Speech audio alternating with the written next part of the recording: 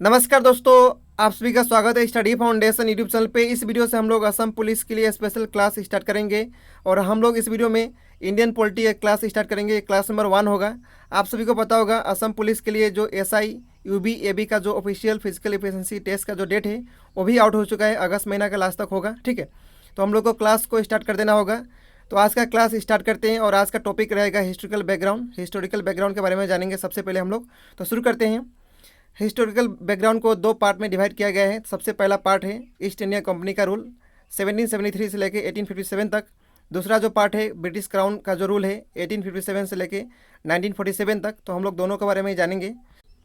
तो सबसे पहले जानेंगे रेगुलेटिंग एक्ट ऑफ 1773 के बारे में। इसमें क्या हुआ था आइए जानते हैं।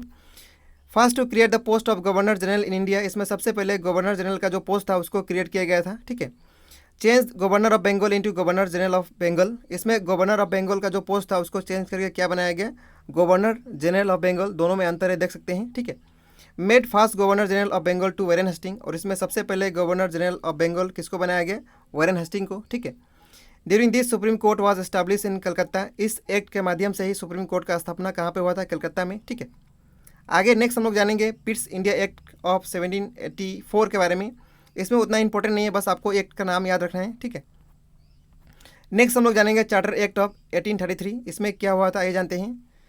Change governor general of Bengal into governor general of India. इसमें गवर्नर जनरल ऑफ बंगाल का जो पोस्ट था उसको चेंज करके क्या बनाया गया, गवर्नर जनरल ऑफ इंडिया। ठीक है, नेक्स्ट इसमें क्या हुआ था, first governor general of India Lord William Bentinck को बनाया गया। ठीक है, इस एक्ट के अंदर first governor general of India किसको बनाया गया, Lord William Bentinck.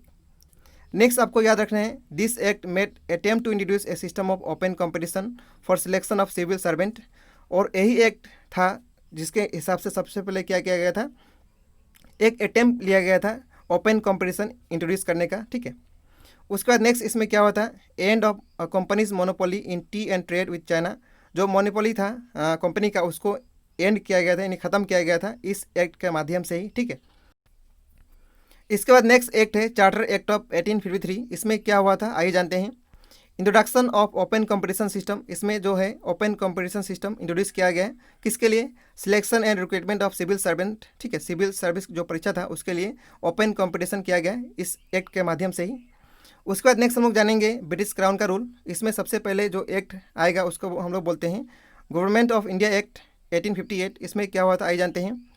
Company rule was replace by British crown rule. सबसे इंपॉर्टेंट क्वेश्चन पूछता है, कंपनी रूल को रिप्लेस किया गया ब्रिटिश क्राउन का रूल से, कौन सा एक्ट में। ठीक है, तो ये आपको याद रखना है।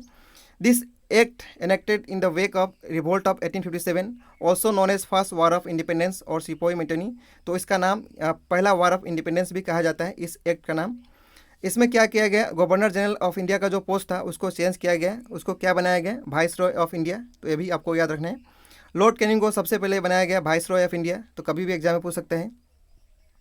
इसके बाद नेक्स्ट जो एक्ट है उसको हम लोग बोलते हैं government of India act 1909।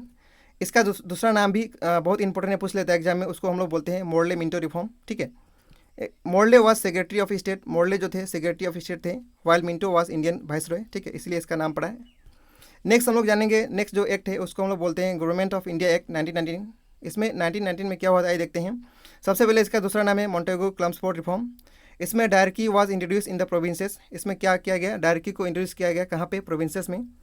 It introduce for the first time by cameralism and direct election in country. तो ये भी आपको याद रखना है।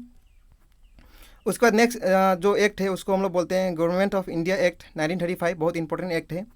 इसमें क्या हुआ था, 3 लिस्ट को इंट्रोड्यूस किया गया। क्या क्या list, federal list, provincial list और कॉन्करेंट लिस्ट। ठीक है, एट प्रेजेंट में कॉन्करेंट लिस्ट चलता है। ठीक है, ये भी है, तीनों लिस्ट अभी चलता है इंडिया में। उसका नेक्स्ट क्या हुआ था, आरबीआई को एस्टैब्लिश किया गया था। आप सभी को पता है 1 अप्रैल को 1 अप्रैल 1935 को आरबीआई का स्थापना हुआ था। ठीक है, तो इसी समय हुआ था। Dyarchy was introduce at the centre. और सेंटर में डायरकी कब इंट्रोड्यूस किया गया था, इस एक्ट के माध्यम से। और यहाँ पे प्रोविंसेस में किया गया था। तो कभी भी एग्जाम में पूछ सकते हैं। इसके बाद नेक्स्ट आपको समरी यहाँ पे याद रखना है। ये बहुत कन्फ्यूजिंग क्वेश्चन है, यहाँ से क्वेश्चन पूछता है और हम लोग कन्फ्यूज हो जाते हैं आंसर करते समय। तो सबसे पहले याद रखना है, फर्स्ट गवर्नर ऑफ बंगाल कौन थे, लॉर्ड क्लाइव। ठीक है, first governor of Bengal. Last governor of Bengal कौन थे, वारेन हेस्टिंग। ठीक है, 2 नंबर पॉइंट। उसके बाद first governor general of Bengal कौन थे, first governor general of Bengal, यहाँ पे जनरल है, कौन थे, वारेन हेस्टिंग। उसके बाद दोनों व्यक्ति जो है सेम है।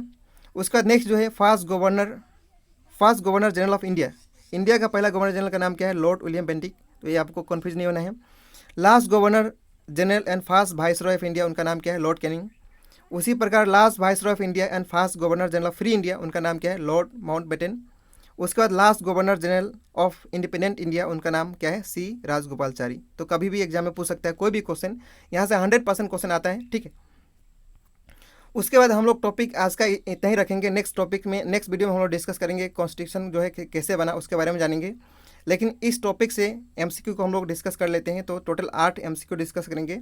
तो सबसे पहला क्वेश्चन है, who was the first governor general of Bengal. तो first governor general of Bengal कौन थे? यहाँ से रिवीजन करके बता सकते हैं। First governor general of Bengal कौन थे? उनका नाम था वॉरेन हस्टिंग। तो इस क्वेश्चन का सही आंसर हो जाएगा ऑप्शन नंबर बी, ठीक है। उसके बाद नेक्स्ट आपको बताना है, who was first governor of Bengal. यहाँ पे क्या पूछा है? First governor of Bengal. तो स्लाइड देखेंगे तो समझ में आ जाएगा। तो कौन थे? उनका नाम था लॉर्ड क्लाइव, ठीक है। तो सही आंसर हो जाएगा option number C. Next question है, who was the last governor general of independent India. Last governor general बताना है, वो भी इंडिपेंडेंट इंडिया का। उनका नाम क्या था? सी राजगोपालचारी। तो इस क्वेश्चन का सही आंसर हो जाएगा ऑप्शन नंबर डी। इस प्रकार का क्वेश्चन पूछता है, कन्फ्यूज नहीं होना है आपको। उसका नेक्स्ट क्वेश्चन है, which one of the following act formally introduce the principle of election for the first time. तो कौन सा एक्ट के माध्यम से हुआ था? सबसे पहले इलेक्शन का प्रिंसिपल इंट्रोड्यूस किया गया था। उसको हम लोग बोलते हैं इंडियन काउंसिल एक्ट 1909। हम लोग डिस्कस कर चुके हैं इसके बारे में। नेक्स्ट क्वेश्चन है, which of the following act give representation to Indian for the first time in the legislature. उस कौन सा एक्ट के माध्यम से हुआ था? Government of India act 1935। तो इस क्वेश्चन का सही आंसर हो जाएगा ऑप्शन नंबर सी। उसका नेक्स्ट क्वेश्चन है, the crown took the government of India into its own hands by. तो कब एक कौन सा एक्ट के हिसाब से क्राउन का रूल हुआ था? तो उस एक्ट को हम लोग बोलते हैं गवर्नमेंट ऑफ इंडिया एक्ट 1858। इसके बारे में हम लोग डिस्कस किए थे, ठीक है। उसके बाद नेक्स्ट क्वेश्चन है, the office of governor general of India was created by. तो जो गवर्नर जनरल का जो ऑफिस था कब क्रिएट किया गया था? तो ये आप सभी को पता ही होगा, डिस्कस किए थे गवर्नमेंट ऑफ इंडिया एक्ट 1858 में, ठीक है। तो सही आंसर हो जाएगा option number C. Next question है, which of the following was not one of the features of government of India act. कौन सा फीचर्स नहीं है? तो सभी फीचर्स है सिवाय एक का। वो कौन है? बाईकैमरलिज्म जो है, बाईकैमरल लेजिस्लेचर जो है, फीचर्स नहीं था। तो इस क्वेश्चन का सही आंसर हो जाएगा ऑप्शन नंबर सी, क्योंकि यहाँ पे नहीं बताना था, ठीक है। तो इस वीडियो में इतना ही रखेंगे। नेक्स्ट वीडियो में हम लोग टॉपिक भी करेंगे और एमसीक्यू भी डिस्कस करेंगे। प्रीवियस ईयर का जो क्वेश्चन है उसको हम लोग डिस्कस करेंगे। वीडियो कैसा लगा कमेंट करके बता सकते हैं। बस इस वीडियो में इतना ही रहेगा। वीडियो देखने के लिए बहुत बहुत धन्यवाद। Thank you so much.